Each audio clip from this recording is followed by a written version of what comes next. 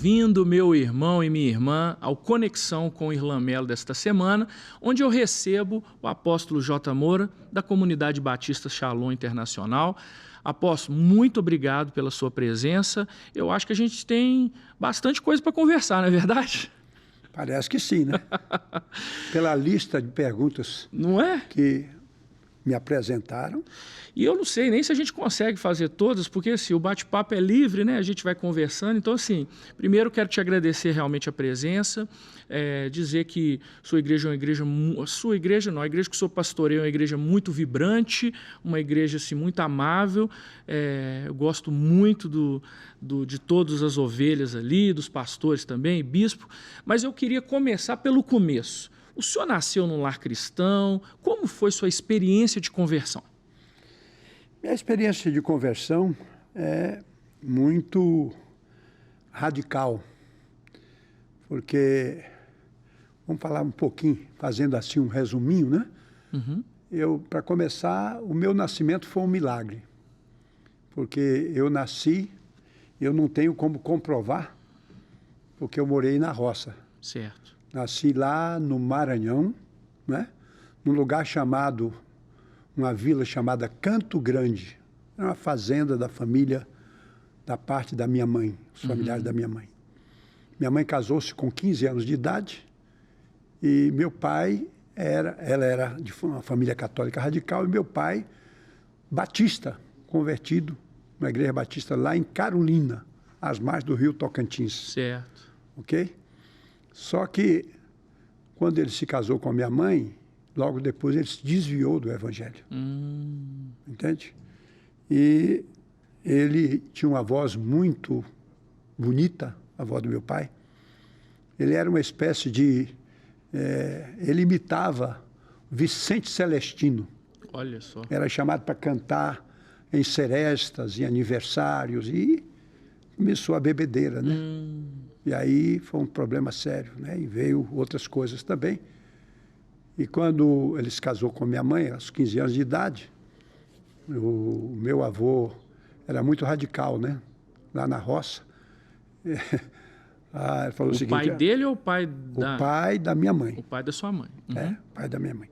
Que o pai do meu pai... O sogro dele, né? É, o sogro dele. O pai do meu pai é outra história. Ele fez parte daquele movimento Balaiada. Já ouviu falar? Não. Na história lá do Nordeste, rapaz. Não. Balaiada é um movimento revolucionário que aconteceu no interior. Entendi. Lá, passando inclusive pelo interior do estado do Maranhão. E a mãe do meu pai foi estuprada pelo meu avô, né? Avô, que era o pai do meu pai, né? E eles passavam, pegavam tudo que queriam nas fazendas e iam adiante, né? Entendi. E aí, o resultado, nasceu meu pai. Entendi. Né? Então, o resultado. Nós temos aqui um homem que veio de uma história assim, muito triste, né? A história do meu pai. Mas minha avó se casou, a mãe chamava-se Isabel, mãe do meu pai, casou-se com outro senhor, né? E cuidou bem do meu pai. E ele se converteu, veio para Carolina, que é a cidade próxima, né? Lugar onde eles tinham a fazendinha deles lá, né? Todas as duas famílias fazendeiras, né? Certo. Ok? E aí, meu pai, convertido, ele, como eu disse, foi namorar lá na roça, né? Pegou a menina da roça, que a minha mãe tinha 15 anos quando minha mãe casou-se com ele. Meu avô disse, ó, as meninas estão aí para casar, porque não tem negócio de enrolação, não. Namoro rápido, casamento rápido. E o primeiro filho, eu. O senhor primogênito. Primogênito. E foram quantos? É? E são quantos no total? A história é longa, né? Teve eu e o primeiro irmão, né? Aí depois minha mãe ficou doente, porque meu pai, desviado do evangelho, caiu na gandaia e minha mãe ficou sifilítica. Ah, sim. Né? E eu nasci sem pele. Olha. Pra você ter ideia. Eu só fui usar roupa mesmo, colocaram roupa em mim, quando eu já tinha mais de 6 meses de idade. Fui tratado com garrafada. Olha só. Né? Eu não tenho como comprovar isso, porque não tem fotos. Entendi. Naquela época a foto era muito difícil. Isso é o que... Você se lembra até os 6 anos? O senhor falou 6 meses. Hein? Que 6 meses. Deu 6 meses. É. Então foi isso que foi Aí foi minha mãe dito, contava, minha avó, meus avós, né? E minhas tias também. Mas aí a história mais ou menos é assim, encurtando aqui, e eu não nascia cabelo, rapaz. Né? E aí minha avó, meu pai, mesmo desviado, não deixou batizar, né? Mas minha avó era beata daquelas assim, de raspar o pé do santo para fazer chá, para curar dor de cabeça, né? É mesmo? É mais ou menos isso. Tá? Vovó Raimunda. Ela era filha de índio. Né? A mãe dela foi pega laço, né? Mas ela era muito devota. Aí me levou lá no padre, minha mãe teve que sair fazendo tratamento de saúde, me levou lá no padre, e o padre falou assim, ó, esse menino é pagão, ele tem que ser batizado. Padre Capuchinho, né? Daqueles assim, de barba grande, aquela batina marrom, compridona, né? Aí ele falou assim, mas ele não nasce cabelo, como é que vai fazer? Aí o padre ensinou ela a fazer um voto, o voto de que se nascesse cabelo, não era para cortar o cabelo. Aí eu tenho uma foto, eu ia até procurei para trazer, mas estava nos arquivos, para te mostrar a foto. Eu cabeludo, um cabelo Nazireu. grande. Nazireu. O voto de Nazireu o padre ensinou, né? Olha só. Eu tenho essa foto, eu guardo como relíquia, tá? Eu devia estar já com 5 para 6 anos de idade. Certo. Tá? Mas aí, resultado, a minha conversão, ela se deu, né? Na segunda etapa da vida do meu pai com a minha mãe, porque ela teve que viajar para vários lugares para fazer tratamento de saúde, ficou muito doente, e ela viajava com meu outro irmão chamado Urquias, e eu fiquei, né, com meu pai enquanto ela viajava. Meu pai foi para o garimpo, e aí eu voltei para a casa dos meus avós, porque fui criado até os 12 anos de idade pelos avós. Entendi. Né?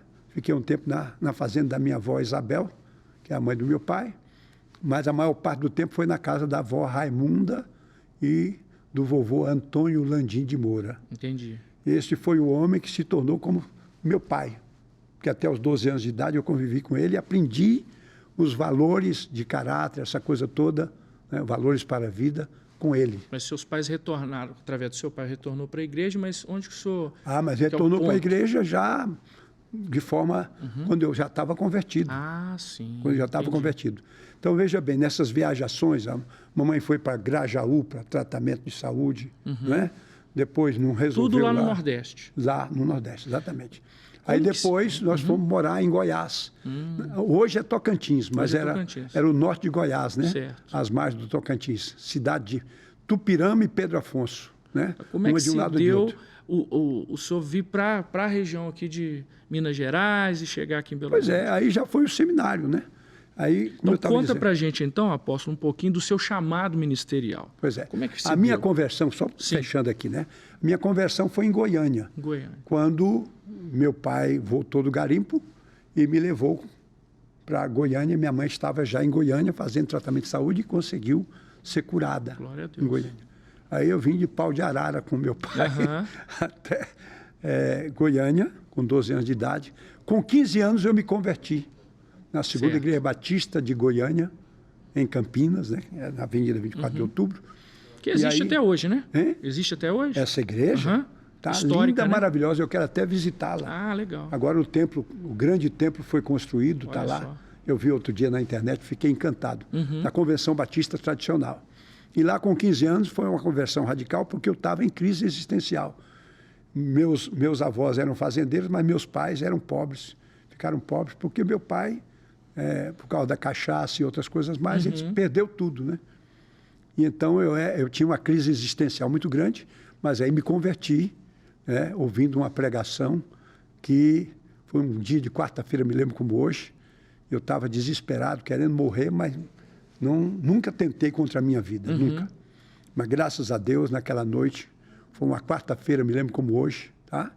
Eu me converti e aquela conversão foi algo que mudou por completo a minha história. E aí eu comecei a orar pela conversão dos meus pais. Minha mãe continuava católica, meu pai desviado na cachaça, né? E aí tive o chamado para o ministério. Lá em Goiânia? Lá em Goiânia. Fui batizado no Espírito Santo. Glória a Deus. Também numa igreja batista tradicional. Quando isso? 1963. Olha só. 63, olha bem. E aí o chamado foi muito forte, porque eu comecei pregando nas praças de Goiânia. Tinha uma equipe de jovens nós formamos uma equipe chamada Equipe Boas Novas e pregávamos nas praças. Isso o senhor tinha quantos anos? 15 anos. 15 anos. 15 para 16. Olha só. E ganhamos muitas vidas para Jesus, né? E aí veio o chamado, né? E nesse chamado, eu já estava pregando em várias igrejas, né? Ajudando várias igrejas. Ajudamos a plantar igrejas lá em Goiás. Por exemplo, em Goiânia, nós ajudamos a plantar uma igreja no bairro chamado Vila João Vaz, na região de Campinas. A Igreja Batista de Vila João Vaz nasceu conosco lá, né? E depois ajudamos lá em Anápolis, agora já batizado no Espírito Santo, ajudamos também a missionária Ana Maria Avelar Carvalho, que já partiu para o Senhor, não é? Na fundação, aqui, campeão, da Igreja Presbiteriana Bom Pastor. Lá em no bairro Anápolis? Em Anápolis, bairro São Jorge. Ajudei ela lá, não é? Como evangelista, né? Quase que me tornei presbiteriano, né? Olha só. Só não me tornei porque queriam que eu fosse batismo por aspersão. Aí não teve jeito. Não teve jeito, né? Eu já estava batista, O senhor né? falou que o senhor tinha 16 anos. 16 mas anos. até chegar ao seminário, como é que foi? Eu estava com 19 anos, pregando nas igrejas, pregava em vários lugares. Ajudei na cidade de Inhumas. E nesse momento o senhor chegou a... O senhor também estudava. Eu sei que o senhor é advogado, que o senhor fez direito, mas foi concomitantemente com esse chamado ministerial ou foi depois? Não, a universidade foi aqui em Minas Gerais. Ah, tá. Depois que eu estava no Quando o senhor entrou no seminário, foi um seminário em Goiás, em Goiânia. Não? Como aqui é que em Belo foi? Horizonte. Mas conta então pra Belo gente Horizonte. aí como é que é. O senhor estava lá em Goiânia, para que vim para cá? Pois é, por causa da renovação espiritual, porque eu fui batizado no Espírito Santo numa igreja batista tradicional, a segunda igreja. Certo. E aí pressionaram o pastor, que por sinal era um homem muito preparado, né? Muito sábio, um mestre da palavra, né? Ele queria que eu fosse para o seminário batista lá de Rio de Janeiro. Rio de Janeiro. Rio de Janeiro, que é o seminário mais famoso dos Fluminense, batistas. né? Tem um nome, esqueci. É o Seminário Batista Batista do Sul. Do Sul, né? Mas aí é o seguinte, eu fui batizado no Espírito Santo, rapaz. No início de renovação espiritual, que chegou lá em Goiás, né? E a igreja era tradicional. A igreja tradicional. Foi num congresso de jovens da convenção, né? Do estado de Goiás. O pastor Elias Brito Sobrinho, que já partiu para o Senhor, da primeira igreja batista de Brasília. Nessa época já tinha a convenção batista Ainda nacional, não, né? Ainda não, era um movimento... Estava começando. Explodindo, né? Explodindo. E aí eu fui no congresso. Aí ele pregou sobre Joel 2, Atos 2, e falando que a promessa estava se cumprindo, essa coisa toda. E que na segunda-feira ele estaria numa casa lá, que é a casa da missionária Ana Maria, né? Presbiteriana, batizado no Espírito Santo. Certo. Tinha uma reunião de oração, de busca de poder na casa, que não podia orar pedindo o poder do Espírito Santo nas igrejas, era nas casas. E aí quem quisesse ir lá, que ele ia orar e as pessoas iam ser batizadas no Espírito Santo, como no livro de Atos. Olha. E que também Jesus curava, estava curando. O senhor não pensou duas vezes? Não, eu tinha um colega do meu lado, que converteu junto comigo, e ele estava com a cirurgia marcada por um problema de ouvido, um tumor no ouvido, e era na quarta-feira a cirurgia dele. Falei, olha, eu acho que esse cara está mentindo, né? Porque o meu pastor falou que pentecostal mente muito, né? Olha só. Mente muito, exagera muito, que batista não compartilha disso, não. Então, resultado. Falei, não, vamos lá para desmascarar ele. Você vai lá para ser curado. Sim. E eu vou ver o que é esse negócio desse batismo no Espírito Santo lá, que ele está dizendo. Porque o pastor já pregou que nós recebemos o Espírito Santo quando nos convertemos. Então, eu sei que eu já recebi o Espírito Santo. Então, vamos lá ver. Chegando lá, rapaz, estava assim a casa, cheia de gente, né? Cheia, cantou, o pastor pregou. E aí, olha o que aconteceu. Naquela noite, eu fui batizado no Espírito Santo. Naquela noite. Naquela noite. Uma experiência fantástica. Chegou o irmãozinho, o irmão Antônio, profetizando. Entregou uma profecia que meu coração parece que ia sair pela boca. Uau. Tá? Eu não vou entrar em detalhes para não esticar muito, né? E eu sei que eu chorei igual uma criança desmamada, né? Ali no chão. E ali eu senti que algo aconteceu diferente na minha vida. E o seu amigo com o tumor? Foi receber a oração, ungiram ele com óleo e o tumor estourou. Na hora, saiu um pulso muito grande do ouvido dele. E nós voltamos para casa empurrando a bicicleta, que a gente andava de bicicleta. Hoje tem muita bicicleta, né? E E eu falava com ele, anda distante, tapa o outro ouvido, vamos ver esse aí. E ele me escutava. Uau. Aí nós saímos, louvado seja Deus, acontece mesmo. O pastor não mentiu, né? Graças a Deus. E aí, como é que faz para voltar para a igreja? Pois é, aí fomos para a igreja, fomos dar o testemunho lá, aí fomos excluídos. Porque nós tínhamos nos convertido em pentecostais heréticos, né? Ixi. Fomos excluídos. Tá? E aí, como é que vocês fizeram? O que fizemos? Continuamos pregando nas praças de Goiânia, mas aí tinha a 4ª Igreja Batista de Goiânia, que tinha sido pastoreada pelo pastor Renê, que também estava na renovação espiritual, né? E ela estava no avivamento lá. A igreja foi excluída da Convenção Batista Brasileira, várias outras igrejas foram, e um dia fomos convidados para ir lá visitar a igreja. Chegando lá, fizeram uma assembleia e não perguntaram se eu queria ou não, sei mesmo não, já por aclamação me receberam. Imediatamente. Fui batizado no Espírito e aí, né, ali a igreja me apoiou, né, para vir para o seminário. Tinha sido criado o STEB aqui, em Belo Horizonte. E aí o pastor Renê já estava aqui também. Então ele falou, pode vir, se puder venha, se não puder venha. O slogan na época, né? E aí nós viemos para cá. Eu fui o primeiro secretário do seminário na gestão do pastor Renê, que foi o segundo diretor. O primeiro foi o Wilson Regis, que já partiu para o Senhor. Pastor Renê também, Feitosa, já partiu para o Senhor, né? Grande amigo, grande mestre, grande mentor e pastor. E aí, vindo para cá, estudei aqui, fiz o curso médio em teologia no STEB, né? Eu fui seminarista da Igreja Batista da Floresta, né? Também da Igreja Batista de Carlos Prates, tá? Mas por último era da Floresta. E aí, quando terminei meu curso, fui ordenado pastor, né? E foi enviado. E demorei um pouco, porque eu não queria ser pastor local, não tinha essa pretensão. Eu queria ser avivalista, evangelista, pregar nas igrejas. Viajei o Brasil quase todo pregando aí, né? Mas eu tinha 5 convites que não desistiam de mim.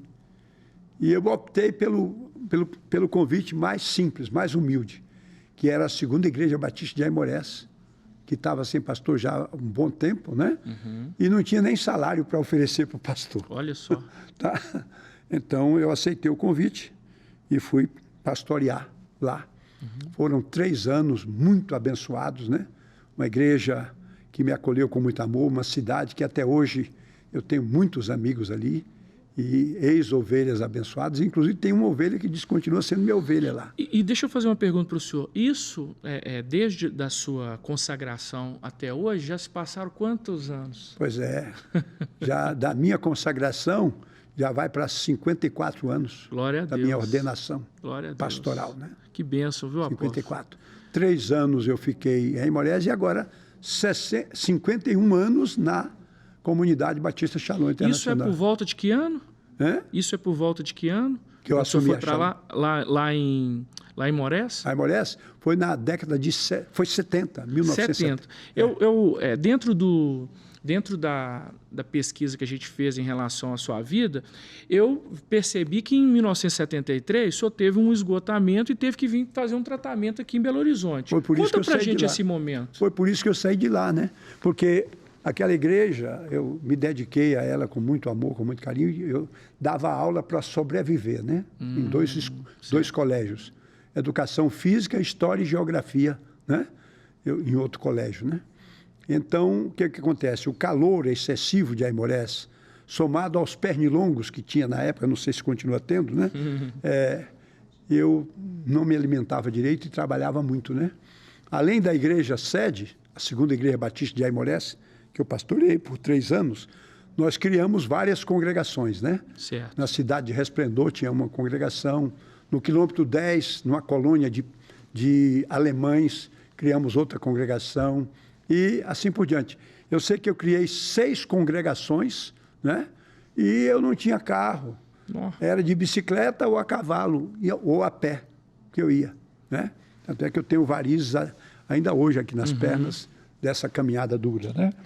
E o resultado? Chegou um momento que eu contraí uma gripe muito forte. E eu fui à farmácia tomar uma injeção, um remédio. O farmacêutico disse que preparou um coquetel molotov para mim. Isso aqui é o seguinte, se não matar, levanta. Cura mesmo, levanta, ressuscita. Quando ele aplicou, rapaz, eu tive choque anafilático. Uau. E ó, morri. Literalmente eu saí do corpo. Você acredita nisso, Acredito. pastor Islã? Aqui. Eu fui saindo do corpo assim, ó. Você sentiu isso mesmo? Você Eu começou? saí do corpo. Se eu quiser ser ateu, eu não consigo ser, sabe por quê? Aham. Porque eu olhava para o meu corpo lá, todo relaxado, e eu aqui com o corpo completo também. É o corpo espiritual que Paulo Olha só. fala em 1 Coríntios 15, né? Sim. E aí, e ele lá, e o cara gritando, e eu escutando, e fui ficando longe, subi até o teto, assim, o telhado da farmácia. E o né? homem gritando. Gritando, traz lá Fernegan, Fernegan, depressa. Aí aplicaram a Fernegan, aí eu fui voltando de novo para o corpo. Olha. E dessa estafa eu fiquei 2 anos em tratamento. Mas lá não tinha tratamento. Certo. Aí eu tive que vir para Belo Horizonte. Entendi. E nessa vinda para Belo Horizonte, eu fui visitar um dia, um domingo, né? A Igreja Batista do Barreiro, Certo. que era uma igreja muito avivada, tinha uma juventude abençoada. Quando eu era seminarista, eu fui pregar lá várias vezes, né? E na época era o pastor Hilton. Hilton Sampaio? Não, Hilton Quadros Cordeiro, que sim. foi o secretário-geral e um dos fundadores da Convenção Batista Nacional. E na época o Sampaio o pastor Hilton Sampaio era seminarista. Ele ficou 4 anos como seminarista lá e quando terminou o curso, o pastor Hilton Quadros, que um é o Hilton e o outro é Hilton, né?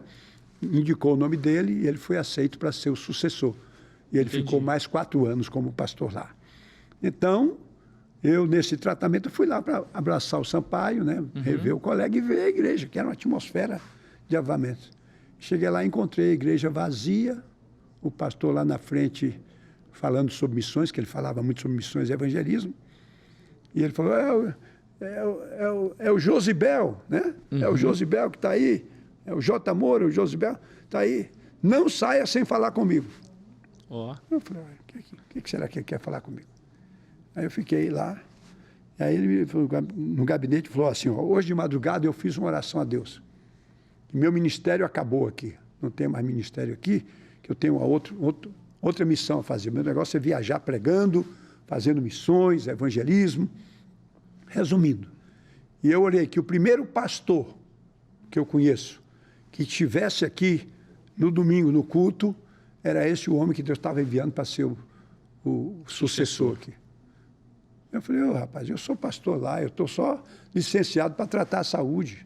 Eu sou pastor de amanhã. Mas quanto tempo você vai ficar aqui? Eu falei, vou ficar o tempo que for necessário para o tratamento, saúde, né? Aí ele disse, mas Deus não me enganou, não. É você mesmo. Eu falei, olha, eu não posso assumir compromisso com você, não, porque eu ainda sou pastor lá. Né? Aí fui embora. Terminamos, oramos, conversamos. Ele falou, não, mas você vai pensar, vai orar. Né? Orar, eu oro. Agora, não tem nada disso no meu coração, não. Quando foi no domingo à tarde, isso foi domingo de manhã, né? Domingo à tarde, eu saí para fazer uma visita, né? E quando cheguei na casa onde eu estava hospedado, né? Tinha um bilhete dele. Estou viajando, já falei com o vice-moderador que você é o pregador de hoje à noite e que a igreja fica com você aí, porque quando eu voltar a gente conversa mais detalhes. Como é que o cara faz uma coisa dessa? Mas aí eu fui, mesmo assim, falei, meu Deus, me dá pelo menos 5 vidas para Jesus hoje na pregação, né? Eu me lembro como hoje a pregação que eu fiz, né? Me lembro como hoje, né? Isaías 56, né? E buscar o Senhor enquanto se pode achar e vai por aí. Bom, mas aí eu fui, cheguei lá, rapaz, preguei a mensagem e fiz o apelo. 15 vidas entregaram a vida para Jesus naquela noite. Benção. Eu falei, meu Deus, o que é isso? Fiquei muito alegre. Porque tem uma coisa que alega mais o coração de um pregador do que vidas entregando-se para Jesus. A Bíblia diz que aquele que ganha almas é sábio, né? Sábio é. Então, assim, é pois importante. Assim começou. Aí eu fiquei o tratamento aqui por o mês de agosto, a partir daquela data, agosto, setembro, quando foi outubro, né? Ele estava chegando no final de setembro, o Sampaio chegou no final de setembro, falou, como é que é? Eu falei, eu tive que tapar o buraco aí, rapaz, você me deixou assim, eu estava por aqui mesmo. E uma das coisas que eu mais gosto de fazer é pregar a palavra de Deus, né? Então, eu não fujo da raia, não, você sabe, né? mas não tenho nenhum compromisso não, que ainda sou pastor em Aimorés. Eu falei, pois é, pois eu vou fazer uma assembleia na igreja e vou apresentar teu nome. Aí, seguinte, eu falei, olha, eu só aceito você apresentar meu nome se eu tiver uma reunião com a diretoria primeiro para eu contar a minha história e colocar algumas condições, né? Uhum. Eu já estava pensando um pouco no assunto, porque a minha saúde não melhorava. Entendi. Não melhorava. Eu estava no tratamento evangélico. Na época, o diretor do hospital evangélico era o doutor Arthur, Certo. que era vice-moderador da Igreja Batista Lagoinha, grande amigo, grande irmão, grande conselheiro, né? E aí ele falou, ó, você não pode exagerar, não pode pregar, você não tem saúde para mais nada. Olha só. E eu tinha dia Isso só novo, né? novo, 23 para 24 anos de Olha idade. só. O que acontece? E aqui tinha um negócio de vir para Belo Horizonte, porque o ar aqui era melhor, Exatamente. né? E lá muito calor. Ah, né? sim. E muitas fora vezes, os pernilongos. fora os pernilongos. E o barulho do trem que passava assim, ó. Ainda tinha isso também? O trem corta a cidade de ponta a ponta. Então, o que acontece? O doutor Arthur falou o seguinte, você toma cuidado, sabe por quê? Você pode cair no púlpito Olha pregando. só. Eu falei, olha, para mim seria a maior glória eu morrer pregando, não, tá? Fazendo a coisa que eu mais gosto de fazer. Então, o que acontece? Eu tinha que fazer devagar. E aí eu vi que eu não tinha mais condição de continuar em Aimorés por causa do calor, essas situações todas. Amava o povo demais e o povo me amava muito. Uma das igrejas que eu pastoreei que mais demonstrou o amor por mim. Sim. Demonstrou e demonstra, ainda hoje, né? Tem ovelhas lá que demonstram esse amor. E aí, resultado. Eu não vou citar nomes para, né? Então fica por assim, dizer por aqui. E aí ele me permitiu fazer a reunião com a diretoria e eu coloquei 5 coisas, mais 2, 7 coisas que realmente me impediriam ser o pastor deles. Vou destacar só uma. Falei, olha, se a igreja votar unanimemente que eu sou pastor, para eu ser o pastor, eu vou ter que realmente repensar seriamente. Porque eu estou indo para renunciar ao pastorado da igreja de Aimorés, mas sem pensar em outro campo. Né? Correto. Mas se houver um voto contra, eu não aceito. Se houver um voto contra, eu quero que você me informe, eu não aceito. Porque todas as outras condições eles aceitaram. Tá? E aí, resultado. Fui, a despedida de Aimorés foi uma tristeza, foi um chororô, uma coisa para mim e para eles. Eu subia no púlpito e eu desmaiava. Pois é, não tinha Aqui jeito. não tinha problema. Sentia o coração batendo. Nessa época já existia ar-condicionado? Pô, rapaz, não tinha não. Era ventilador só. É ventilador. E aí, resultado, eles votaram unanimemente. Se teve algum voto contra, não se manifestou. Ok. Quem votou foi unanimemente, não houve nenhum voto contra. E no dia 1º de dezembro de 73, eu fui empossado no pastorado. Vai fazer 51 anos. Praticamente um ano depois que o pastor Márcio Valadão assumiu o pastorado da Lagoinha. Olha só. Ele também formou-se junto comigo, somos da mesma turma, né, no STEB. Quando ele foi para Paraná primeiro do que eu, Ponta Grossa, eu fui para Aimorés alguns meses depois. Entendi. E a gente trocava figurinha, sempre trocamos figurinha. Entendi. Sempre tivemos uma boa amizade, uma boa relação. Apóstolo, queria acelerar só um pouquinho para o senhor contar para a nossa audiência aqui. E quero te falar também para nos seguir nas redes sociais, @irlan.melo, para que a gente possa continuar esse bate-papo nas redes sociais. Ou então você pode me seguir lá no irlanmelo.com.br para que você possa acompanhar um pouquinho do nosso trabalho. Conta para a gente como que foi a criação da Comunidade Batista Shalom Internacional. Bom, a questão da Comunidade Batista Shalom Internacional é que com o movimento de renovação espiritual, nós tivemos muitas discussões em termos de convenção batista nacional, da qual eu fiz parte, né? Por 20 anos. Certo. Fiz parte da Convenção Batista Nacional. E me tornei, sem querer, sem nenhuma pretensão, um dos debatedores dos temas controversos da denominação. Certo. Tivemos várias discussões. Só para você ter uma ideia, posso falar um pouquinho? Claro. Né? Olha aqui, um dos primeiros problemas foi a influência pentecostal, né? Das Assembleias de Deus principalmente, com a questão de usos e costumes. Olha. Né? Isso foi uma polêmica que foi discutida a nível nacional, né? em congressos de pastores, tá? E eu fui um dos debatedores desse tema. Tem até um livreto que eu escrevi sobre o assunto. Certo. Eu pretendo publicá-lo aí. Que legal. Parece um pouco tardio, porque graças a Deus hoje em dia muito disso já foi superado, mas tem muita coisa importante ali nos debates, sabe? Certo. E essa polêmica quase que rachou a convenção, porque tinha aqueles que eram radicais com essa questão de usos e costumes e como se fosse doutrina para os batistas também. E Batista não aceita isso, né? De uma forma assim tão radical, né? E nós tivemos outros temas polêmicos, não vou falar todos não, tá? Outro tema polêmico que deu pano para as mangas foi uma discussão durante quase 6 anos, né? Inclusive um comitê nacional para discutir o assunto, é a ordenação de mulher pastora. E aí que entra a questão da Bispa Sandra, né? Hoje a Bispa Sandra aqui no nosso ministério, porque ela foi a primeira pastora nomeada no nosso ministério, nomeada, mas não ordenada. Certo. Né? E não podia ser chamada de pastora, era obreira, né? Apenas obreira. E ela aceitou o desafio. Né? Olha só. E nós não ordenamos aguardando uma definição da denominação. Depois de quase 6 anos debatendo, a Ordem Nacional decidiu o seguinte: bom, levando em conta que a Igreja Batista é autônoma, esse é um assunto para a igreja local resolver. Nós não vamos resolver, não, porque acharam que ia queimar a convenção, né? E a própria Ordem de Pastores. Aí devolveram a pelota, depois de quase 6 anos de debate, para as igrejas locais. Certo. Eu acabei de voltar do debate e levei a igreja uma assembleia para votar a ordenação da Bispa Sandra. Ela se tornou a primeira pastora ordenada. batista ordenada. No estado de Minas Gerais? Não, no Brasil. No Brasil. Olha, uma das primeiras, viu? Eu não sei se em outro estado houve alguém na nossa frente, mas tenho certeza, se ela não foi a primeira, foi uma das primeiras, tá?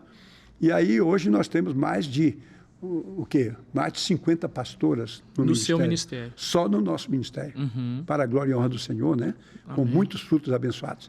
Essa é a segunda polêmica. Vou falar da terceira rapidinho. Antes do senhor falar da terceira polêmica, vamos aproveitar que o senhor falou de ovelha e pastor. Tem uma pergunta que foi mandada para o senhor aí, e eu vou passar agora.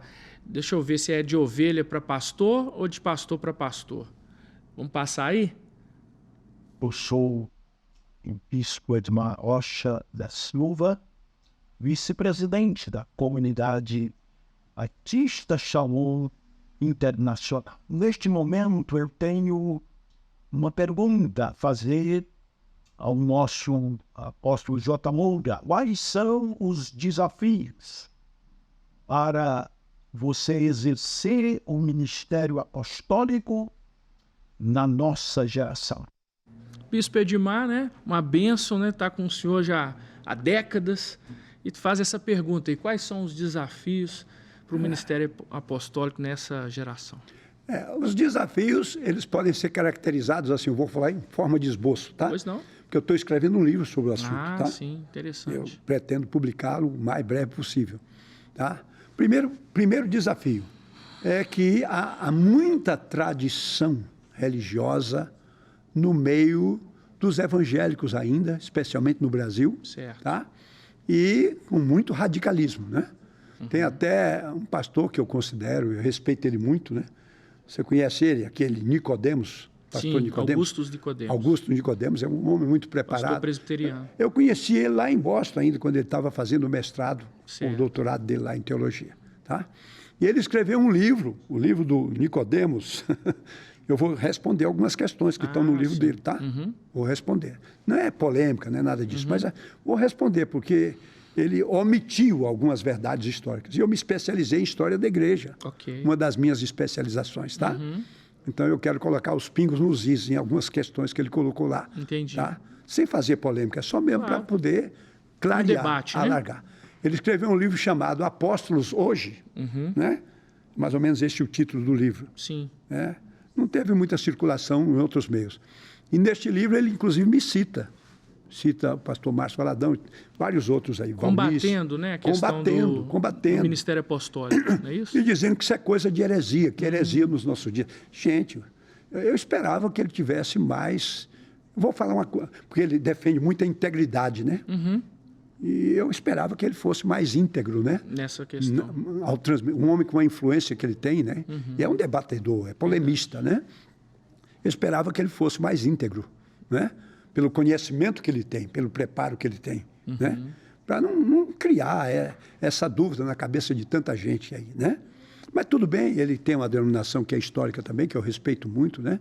E tem um amor e um apreço especial pelos presbiterianos. Verdade, viu? ainda bem. Já trabalhei com eles. Sim. Trabalhei com os metodistas, trabalhei com vários aí, Ok. antes de ser pastor, tá? Sim. Bom, então, como eu estava dizendo, a primeira barreira é a barreira do preconceito religioso, né? Que não existem apóstolos hoje. Olha, não existem apóstolos hoje. Está no mundo todo, é o movimento que mais cresce hoje no mundo, é o movimento apostólico, tá? E não nasceu hoje nem ontem, não, tá? Oficialmente, na América, ele foi oficializado na década de 90, 1990, né? Na liderança do Dr. Peter Wagner, de saudosa memória, né? Meu mentor, meu conselheiro, meu amigo, né? Eu tenho um carinho todo especial, né? Eu guardo o documento que ele me deu aqui, ó, Certo. que não precisa de renovação. Ele me deu um documento, né? Foi o fundador da AICA, né? A AICA é uma organização que nasceu na América, que se estende, acho que já chegou até no Brasil, sabe? Enquanto eu estava na América, eu era afiliado à AICA. Hoje eu não sou mais, porque tem que pagar uma taxa. Eu ganho em real, vou pagar em dólar. Fica difícil, né? Entendi. Aí parei de pagar, parei de contribuir, né? Mas eu tenho um respeito muito grande, né? Por ele e tudo mais. Então, veja bem, eu li a obra do Dr. Wagner toda, né? É uma obra dele quase que completa, né? E eu me convenci dessa realidade. Eu demorei, mas convenci. Me convenci porque só se eu quiser negar a Bíblia, né? Então, a primeira coisa é essa, é a questão do preconceito. Segunda coisa, Bispo Edmar pode prestar atenção aí, né? É a questão da falta de um conhecimento bíblico, né? Da teologia bíblica de forma mais aprofundada. Se bem que agora, hoje, as coisas já estão melhorando, né? Verdade. E por quê? Por exemplo, vou citar só um texto. Efésios 4, a partir do verso 11, né? Como é que ficam aqueles dons ministérios? Os 5 dons fundamentais de Efésios 4:11. Onde é que está escrito na Bíblia que aquilo foi revogado? Verdade. Né? Essa tese, a tese, por exemplo, que o próprio doutor Nicodemos defende, que os únicos apóstolos verdadeiros são os 12. Mas que 12? Vamos colocar alguns pontos aqui, rapidinho? Claro. Por favor, só em forma de Claro. esboço, né? Aqui, Jesus tinha 12, né? Mas dos 12, um o traiu, vendeu, né? E aí, aquele caiu, entrou o Matias no lugar dele. Ficou 12. Isso. Mas Jesus também é chamado de apóstolo no livro de Hebreus, então eram 13, já não eram 12. Verdade. Jesus é o apóstolo dos apóstolos. E o apóstolo Paulo? Espera, mas aí vem eu brinco dizendo, o 14º. Eu estou brincando, estou criando aqui um neologismo, tá? Certo. O 14º, que é Paulo, né? Mas além de Paulo, nós temos o quê? Nas cartas dele, vários outros que são chamados de apóstolos. E no livro de Atos também, vários outros que são chamados de apóstolos. Inclusive Tiago, o irmão de Jesus, que se converteu tardiamente após a ressurreição do Senhor. Sim. Então, como é que fica isso aí? Complicado, né? E a própria história da igreja, né? Está cheia de exemplos nesse sentido. Quer dizer, então é preciso um estudo mais sério, mais aprofundado. Verdade. É preciso rasgar um pouco essa tradição religiosa. E a terceira coisa, gente, é exatamente... vou falar só esses 3 pontinhos, tá? Senão eu vou destrinchar meu livro aqui, tá? A questão de a própria igreja que está, né, principalmente a igreja de tradição evangélica, né, está desde o século XVI, né, focada só no pastor, na visão pastoral, entende? Entendo. Foi doutrinada a ver o líder da igreja como apenas um pastor e pronto. E ainda macho, né? Tem que ser um macho. Não pode ser mulher, né?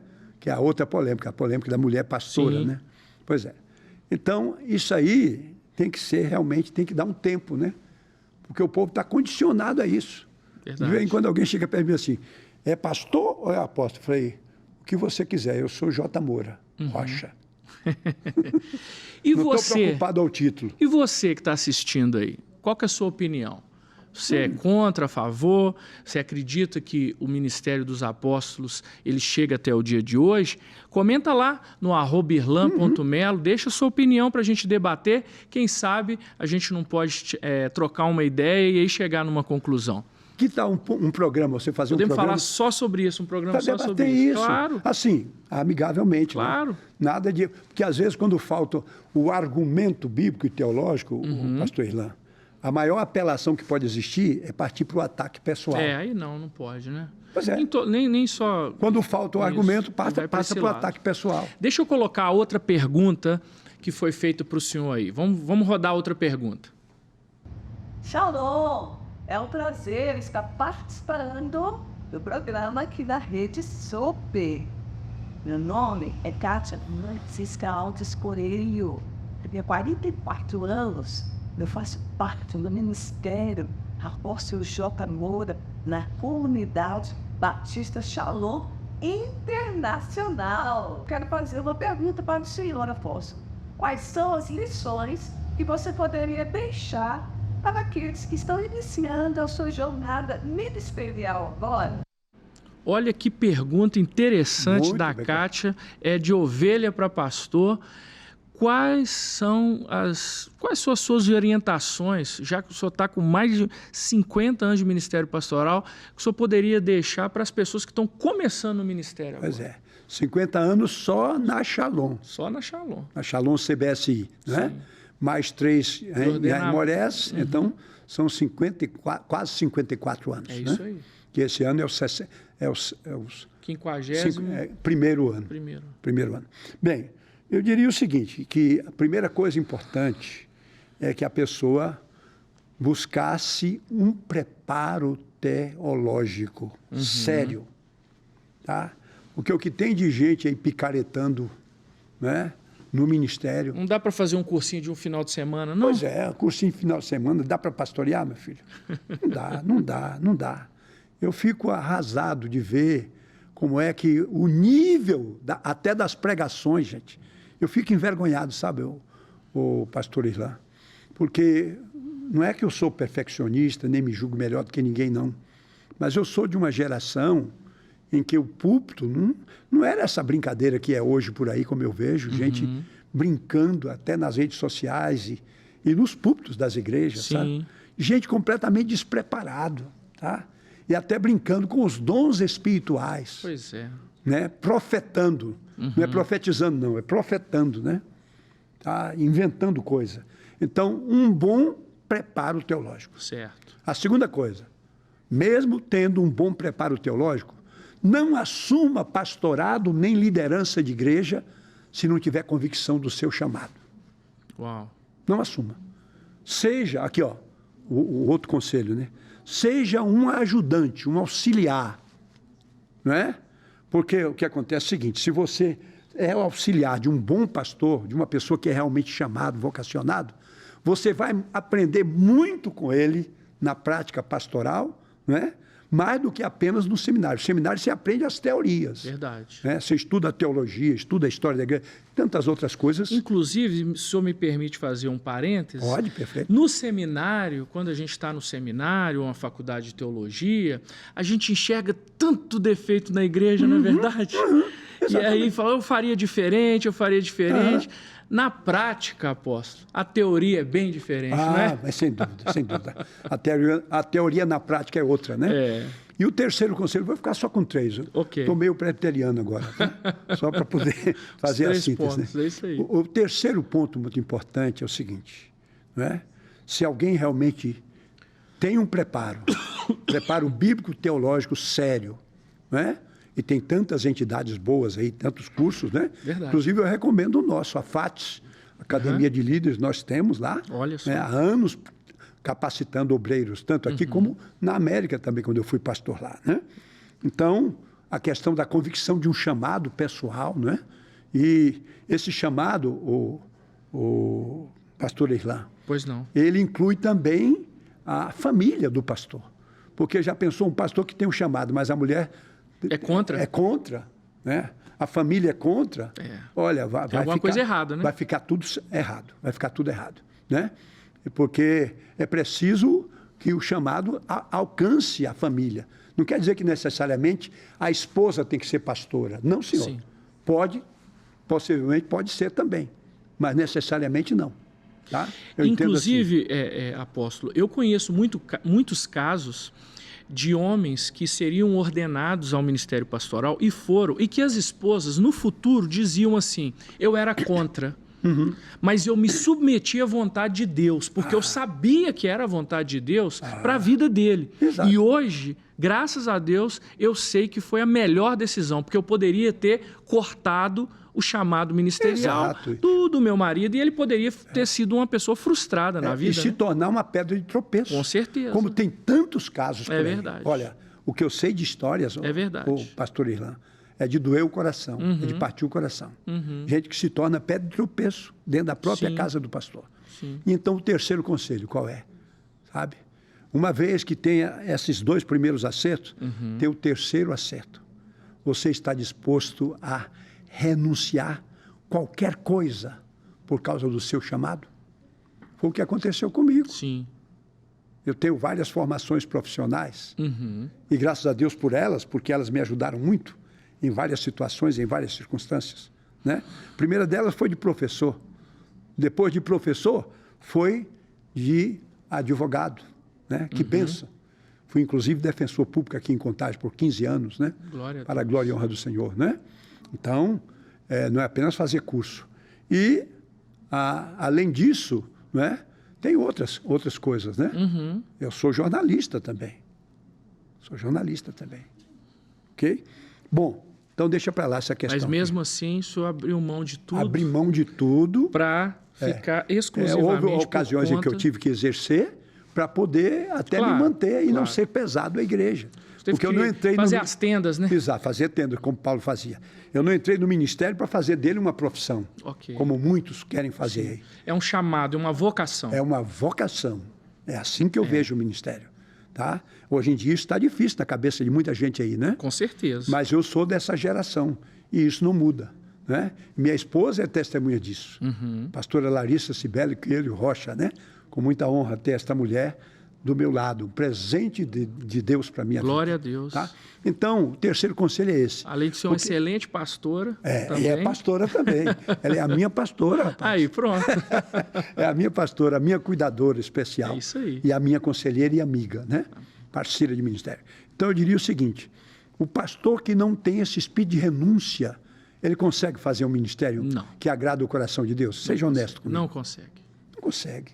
Não tem jeito. O pastor que faz do ministério a profissão e quer fazer daquilo ali um emprego ou o que for, ou transformar a igreja numa empresa, ele consegue fazer um ministério que glorifica o nome do Senhor? Eu costumo dizer, apóstolo, que existem muitos pastores que são excelentes administradores de empresa. De empresa.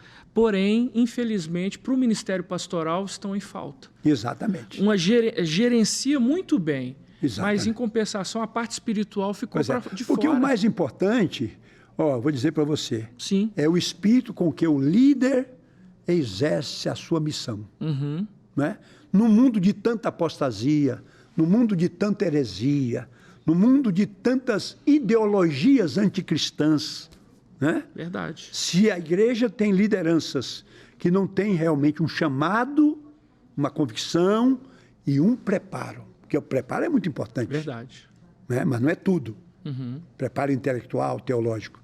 Então, é muito importante nesta hora que esta pessoa também saiba renunciar e sofrer por amor de Cristo. Eu me lembro de uma pregação, só isso aqui, para fechar, né? Respondendo a Kátia. Aqui, que o pastor pregava, o pastor René Pereira Feitosa, de saudosa memória, grande mestre, ele pregava lá em Colossenses, o texto dizendo o seguinte, que Jesus absorveu o cálice, né? O cálice na sua morte, a favor do seu corpo, que é a igreja.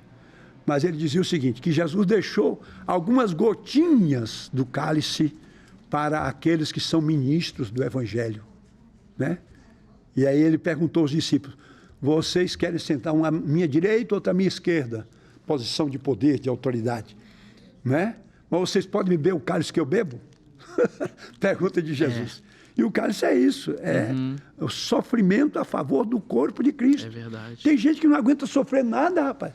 Qualquer coisa, vou deixar de ser pastor, vou renunciar, vou me suicidar. É. Tem até alguns aí, Infelizmente, né, tem algumas coisas aí assim esquisitas, né, para a gente poder... Eu costumo dizer que na mesa do pastor tem sempre o cálice da ingratidão. Exatamente. Esse cálice, você querendo ou não, uma hora você vai ter que tomar. E aí você está disposto a renunciar ao seu eu para tomar esse cálice e prosseguir?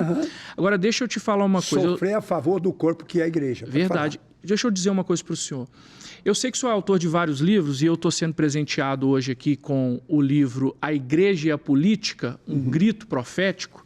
E eu quero perguntar para o senhor, nós estamos já caminhando para o final, qual que é a importância da igreja se envolver com a política? Ou não devemos nos envolver? Qual a sua visão quanto a isso? A minha visão eu vou resumir. Eu até abri uma página aqui desse livro. Certo. Ou essa pasta aqui, me permita. Pois não. Aqui, desse mesmo livro aí. Sim. Eu coloquei aqui na introdução dele o seguinte. Está escrito em Provérbios 29, você vai abrir aí já no início, tá? Aqui. Pode ler que eu vou Quando o acompanhar governo é formado por homens e mulheres justos e honestos, o povo vive feliz. Você não acha que é um contrassenso o cristão orar pelo país, orar pelas autoridades do país, como a Bíblia recomenda, né? Não é isso? Com certeza. E na hora de votar, não ter um cristão convertido, convicto, ele vota no corrupto, No ímpio. no ímpio, no pagão, naquele que vai implantar ideologias anticristãs. Contrários, totalmente contrário à palavra e de vai Deus. perseguir a igreja. Não é um contrassenso? Com certeza. Porque o que acontece é o seguinte, nós estamos aqui ainda neste mundo. E a Bíblia diz, dá a César o que é de César e a Deus o que é de Deus. Dá a César o que é de Deus inclui os deveres da cidadania. Sim. Né? Aí tem aqui o que o Rui Barbosa, eu citei, são 3 citações, rapidinho, tá? Claro, pode Rui falar. Barbosa, isso aqui é dele. Diz assim, de tanto ver triunfar as nulidades, de tanto ver prosperar a desonra, de tanto ver crescer a injustiça, de tanto ver agigantarem-se os poderes nas mãos dos maus, o homem chega a desanimar da virtude, a rir-se da honra e a ter vergonha de ser honesto. Aí dizer, eu sou apolítico, eu nem voto, vou até anular o meu voto. Bom, então significa que do jeito que está bom, né? Se você não quer cumprir o seu papel. Tem um que diz que pior que tá não fica, será? Pois é. Claro que fica. Aí tem aqui agora, aqui você vai gostar. Sim. Né? O pai dos presbiterianos, né? Pois não. João Calvino. Olha a citação dele. Portanto, não se pode pôr em dúvida que o poder civil é uma vocação, não somente santa e legítima diante de Deus, mas também muito sacrossanta e honrosa entre todas as vocações. Eu creio nisso. Encerrou, né? Com chave de ouro isso aí. Fechou ou não fechou? Fechou, com Fechou. certeza. Essa é a minha posição. Não posso falar mais nada. Eu Agora, quero também trazer o senhor aqui, Pode falar. nós temos um retorno aqui para falar só sobre o Ministério Apostólico, e eu quero também fazer um retorno para a gente discutir um pouquinho do livro A Igreja e a Política, um grito profético. Eu quero trabalhar esse livro aqui para o senhor também. Pois é, eu fecho só dizendo Pois o seguinte, ó, aqui, ó. Como instituição, a igreja tem que ser apolítica, no sentido correto. político partidário. Mas ela não pode ser apolítica no sentido de ignorar a realidade existencial da igreja, da cidadania, Sim. dos seus membros, né? Para que cumpram o dever para com a sua própria pátria. Com Porque nós certeza. somos cidadãos, no mínimo, de 2 pátrias. A pátria terrestre e a pátria celestial. E nós A precisamos política- orientar, né? A orientar, conduzir o povo, não fazendo uma política ruim, Não, baixa. a politicagem, né? Uma politicagem, Mas a boa exato. política. A boa Apóstolo, política. antes de encerrar, eu quero pedir ao senhor que deixasse uma mensagem para as pessoas que estão nos assistindo, para os seus discípulos, para os seus pastores, para os seus bispos, daquilo que Deus colocar no seu coração, que o senhor pudesse deixar uma mensagem de encerramento para todos. O que eu quero dizer é que nós estamos vivendo dias assaz, difíceis, e por que não dizer proféticos. Tudo o que está acontecendo aí está já relatado nas Escrituras. E não adianta ficar chorando o leite derramado, como dizia o meu avô. Nós precisamos interagir De que forma? Né? Nós temos que ter uma interatividade positiva. Jesus falou que o papel do cristão e da igreja no mundo são 3 figuras que ele usou lá. Está no Evangelho de Mateus. Ele diz que nós somos o sal da terra. Né? E alguém disse, Jesus falou que a igreja teria que ser o docinho de coco. Mas é o sal. Mas é o sal que tempera, o sal que preserva, o sal que tem 1000 utilidades. Não vou falar tudo aqui, não, porque senão eu prego, né? Qualquer coisa eu já transformo num sermão, né? Então, o nosso papel é exatamente contrapor a deterioração da sociedade, da raça humana que está aí. Sim. Perdendo os seus valores, perdendo a sua consistência, perdendo a beleza dos valores que tem sustentado a raça humana na Terra ainda. Verdade. Né? E se a igreja deixar de cumprir o seu papel, não tem mais salvação. O fim vai chegar mais depressa que podemos imaginar. Com certeza. Né? Segunda coisa, luz do mundo. Né? O mundo está trevoso, né? As pessoas estão tropeçando ao meio-dia, como está na profecia, está lá. Então, a igreja não pode deixar de cumprir o seu papel, né? De trazer a luz da revelação bíblica, a luz da palavra do Senhor, a luz do evangelho cristalino de nosso Senhor Jesus Cristo, a luz desta mensagem que transforma o ser humano daquela condição mais vil em que ele tem chegado, né? Verdade. Para as dimensões do propósito eterno de Deus. E a terceira figura é a figura daquela parábola, uma das menores parábolas de Jesus, né? A parábola do fermento. Né? E a única vez na Bíblia que fermento é usado de forma positiva, a figura do fermento. Ele diz que o reino dos céus é semelhante a uma mulher que pega um fermento e coloca em 3 medidas de farinha, né? Até que tudo seja levedado. Então a igreja tem que ser esse fermento. E como é que a igreja se torna esse fermento? Aí agora vem a chave, né? Quando a igreja deixa de ser apenas uma religião como outra qualquer, tá? Mas quando ela se torna agência, embaixada do reino de Deus. Glória a Deus. Quando ela proclama o evangelho do reino de Deus. Aleluia. Por isso em Mateus 24:14 está lá. E este evangelho do reino será pregado em todo o mundo, em testemunha a todas as nações, e então virá o fim. Fechou? Fechou, e eu quero te agradecer, que Deus te abençoe, abençoe sua casa, abençoe sua igreja, e eu espero que você que está nos assistindo aqui tenha ficado com esse gostinho que eu estou aqui, de quero mais, porque eu gostaria de conversar mais, mas nós vamos ter outras oportunidades. Então, que Deus abençoe sua semana, que seja uma semana de bênção e de vitória, e que você alcance aquilo que você tem buscado para a sua vida. Até a próxima semana no Conexão com Irlan Mello. Um abraço!